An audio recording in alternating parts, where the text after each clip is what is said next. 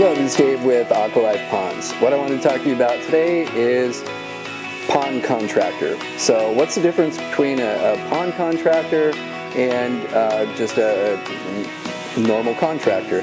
Well, we still have a contracting license. We have a landscape contractor's license, but we have to go through a lot of training. So we have certification through Aquascapes, and it has taken years and years and years and hundreds of pond installations to get to the master level. And we are considered a master level certified Aquascape contractor. So there's actually a lot of training to be a pond contractor, and it's important that you have someone that specializes in it. So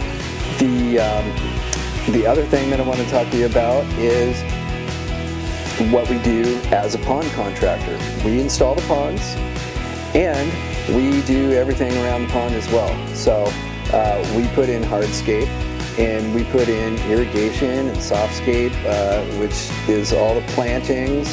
We build fences. We can put in complete backyards. So also, it's very important to check to see if people actually have a contractor's license. Because in the state of California, if you're doing work over $500, which is not very much, then you're supposed to have a contractor's license. So if this is something you might want in your backyard, give us a call.